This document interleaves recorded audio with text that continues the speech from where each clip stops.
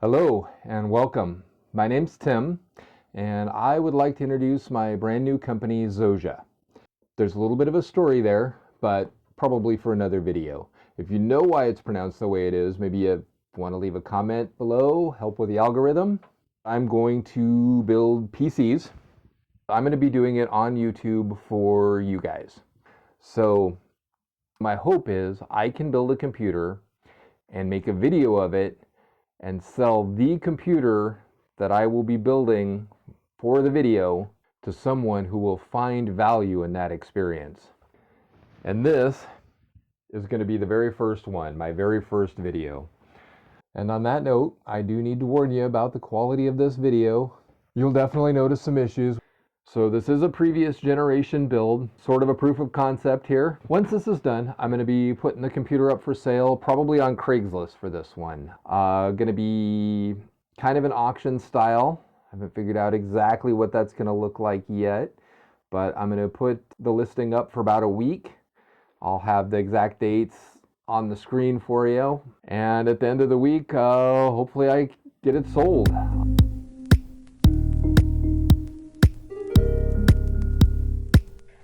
Hello and welcome to Zorza. My name's Tim and I will be your PC builder for the inaugural build of the Zorza PC builder channel. So the first thing we need to do is update the BIOS on the motherboard. So this is the Asrock Steel Legend X670E. You can download the BIOS on the Asrock webpage. Where you find the BIOS, you can also find a PDF with some fantastic instructions about how this is done. The only thing we need plugged in here is this 24-pin adapter here. So typically the USB port that you're going to want to use is going to be the one right next to the BIOS button.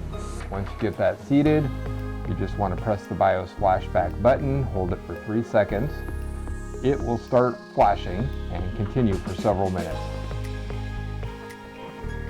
All right, so we're going to build in the Lian Lancool 216. It's not a budget case, but pretty reasonable, $100 case. Pretty excited about it. It's rated pretty highly. Big fans in the front, which means they move more air for less speed, and therefore they're a little quieter. I prefer a computer you can use in a quiet room, not disturb anybody. This is going to be that rig. We're going to put in a Ryzen 7 7800X3D. In this particular case, this Asrock board has a little triangle marker to show us the orientation of the CPU on the plastic cover on top. There's another triangle in the top left corner here. And we're going to take our CPU, which has a similar little triangle marker in the corner, and we're going to make sure that those are in the same corner. We're going to be careful not to bend any of the pins, not to create any force whatsoever that isn't evenly distributed by the entire CPU on the pins. And once we're pretty sure that's situated correctly, we're going to close down. That black cover is going to pop off as we put this in here. And we have an installed CPU, just like that. All right, next we're going to put in our NVMe drive again. Samsung Pro, good drive, well rated. This should be pretty simple. This is going to go under this heatsink here. This is going to be our Gen 5 PCIe slot. All right, we've got 2 little screws to loosen to get this heatsink off. So we do have a thermal pad on the bottom of that, and it's covered in plastic, so that plastic has to be removed. So we're going to take our NVMe drive. It's keyed. There's a notch on the interface. You're going to set that in there nicely, just nice and lightly. That lined up pretty well. While we're here, we're going to go ahead and pull some plastic off of this motherboard before we forget about it. Next, let's go ahead and put some RAM on here. On this particular motherboard, we're going to use slots that are named A2 and B2, which are going to be the 2nd and 4th slots away from the CPU. Alright, this is Trident Z5 Neo RGB DDR5 RAM This is 6,000 megatransfers per second, CL30. And then you press it in until it comes back up and latches there. So there's one. In addition to the case itself, we have a box of toys. In addition to that fun box, which came with the case, we have an optional accessory that we ordered for this one. This is an additional set of front panel USB ports, along with some controls for the RGB. I got this because this has this cutout right here for this thing. And I think the way it is, it looks pretty funny. So we're gonna go ahead and get that added. Also, I think it's pretty cool. This is interchangeable with this part up here. You know, I've seen a number of reviews on this case. You'd think maybe somebody would mention that tight fit right there. All right, we're gonna get this motherboard put in this case. But first, we're gonna put on the brackets that will hold the AIO coolant pump on the board. We're gonna start by taking these standard AMD cooler holders off the board. Each of the standoffs is gonna go on the board over the top of the screw hole that the old bracket was attached to. We're gonna attach the first bracket on the left when the AIO is also on the left.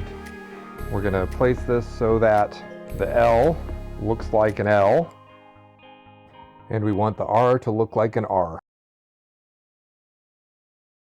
All right, and finally, we're gonna go ahead and put this in the case. Now I've got all these in. Just to be safe, when I come back to snug each one of them down, I'm gonna count to 9 in my head and make sure I get to 9 before I stop.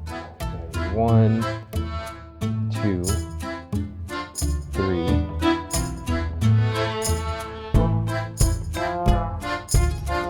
9. So when I snug these down, I'm not really putting a lot of pressure on them. I'm just using 2 fingers, and I'm twisting them to the point where I can't tighten them anymore with just the 2 fingers on a relatively narrow shaft. So I can't put a lot of torque on that, just enough.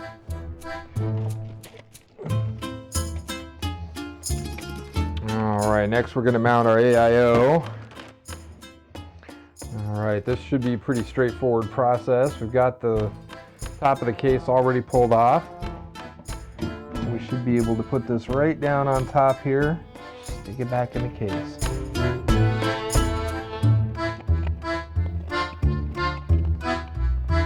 Gonna set the top of the tray back in the same way it came out. Now we've with the AIO attached.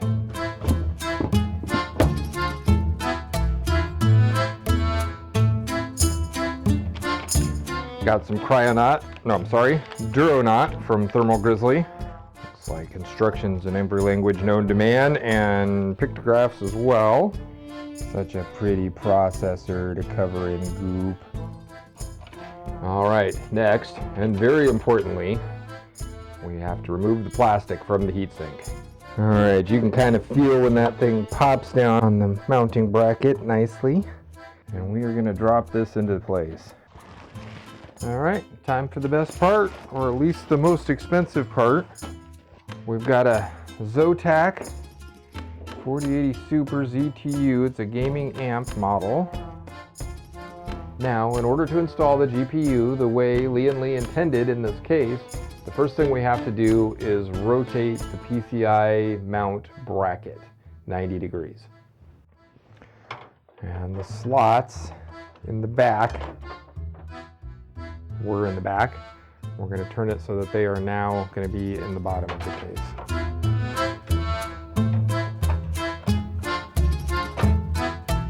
All right, so we have a Gen 4 cable to go with this vertical mount, which means that if you upgrade the GPU at some point, you're going to either want to buy a Gen 5 cable or mount the GPU in the standard horizontal position.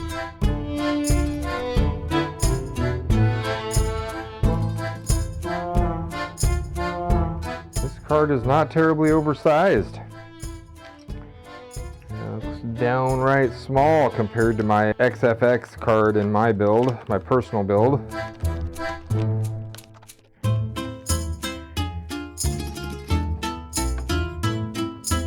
Of course, I'd be real happy to have an even fancier card. That's a large part of the point with these builds. We don't need them, but we sure like to have them.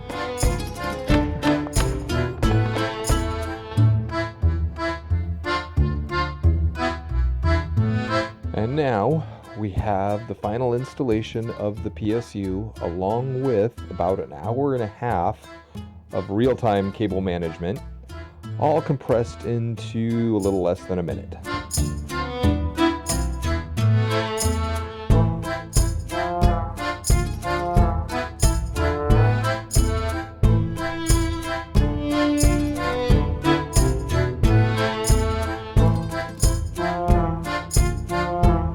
I did leave the trays for the additional hard drive mounts in the bottom of the computer, as well as the SATA connections to the PSU right there, ready to go. And here goes nothing. So initially, I'm going to be installing Windows 11 Pro on a local account. I'm going to bypass the Microsoft account setup. We're going to do some testing and make sure everything works right. We're going to run the computer a little bit, and then we will format the hard drive and start over. And we are back, because as beautiful as this thing is, I wasn't completely happy with the way the RGB balances out. So I bought a fan, Lightwings LX, one of the newer RGB fans from Be Quiet. This is the low-speed model with only 2 intake fans in the front and 3 on top and 1 in the back. I didn't feel like we needed the high-speed model to evacuate the air. Now, I am one of those guys who thinks that if you're on any kind of a budget for your PC, any money that you spend on RGB is money that you could have spent on performance. In this case, while this is not an absurd money is no object kind of build, I will hopefully be building some of those, I intend to, but this is not that. But it is an enthusiast build. This is going to be a very high-end computer. You'll be able to play any game you want in 4K.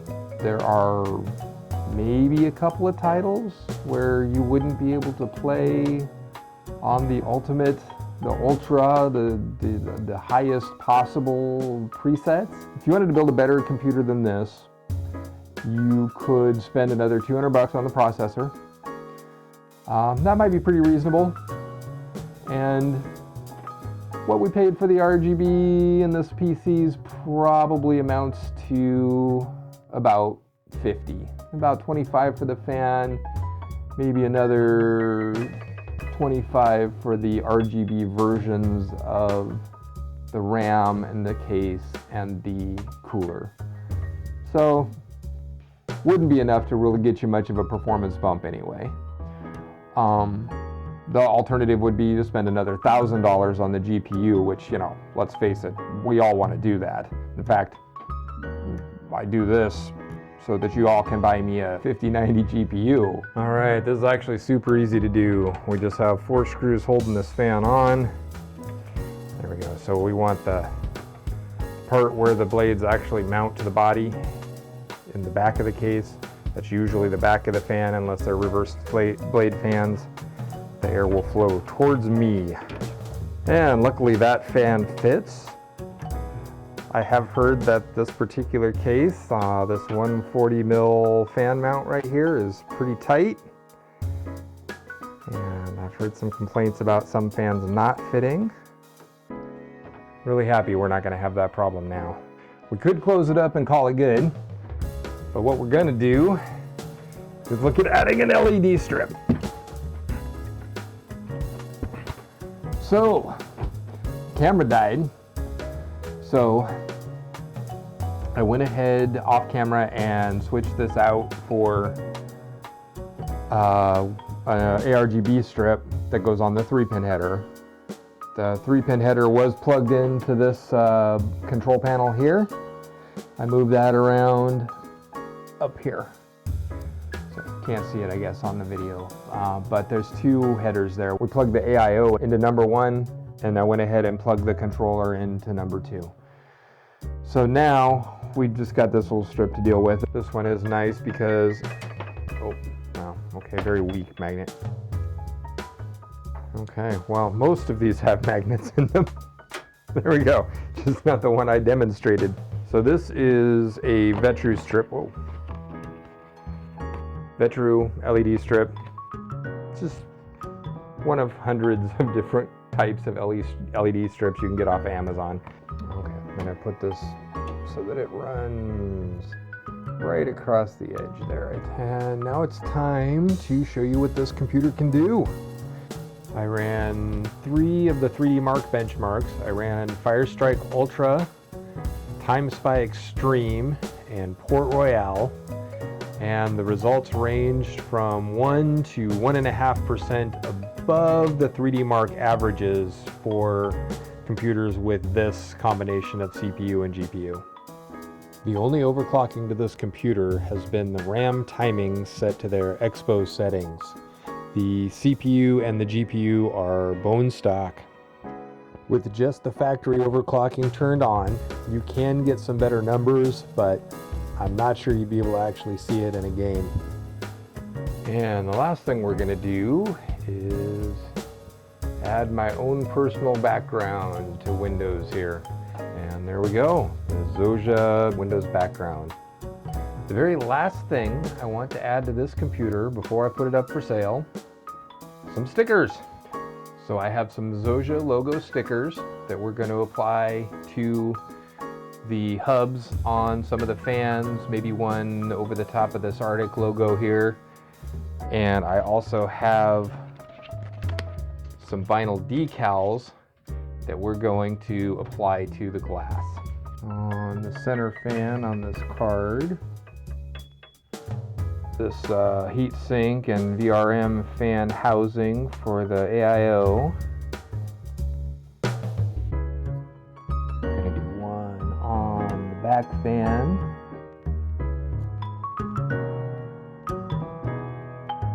Just the center fan on the AIO, a radiator fan.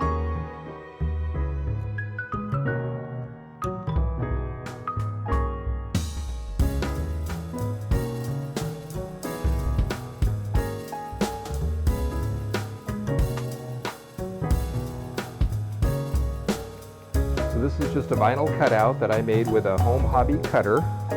It just goes on backwards on the back of the glass.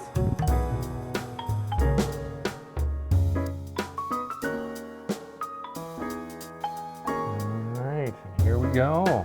The first ever Zorza PC build is complete. Don't forget to check the description below for a list of parts in this build, a link to the listing while the computer's for sale, a link to the complete video, and eventually a link to the website when that gets up and running. Like, subscribe, or leave a comment if you want to see more of these videos and you want to help with the algorithm. And until next time, happy gaming.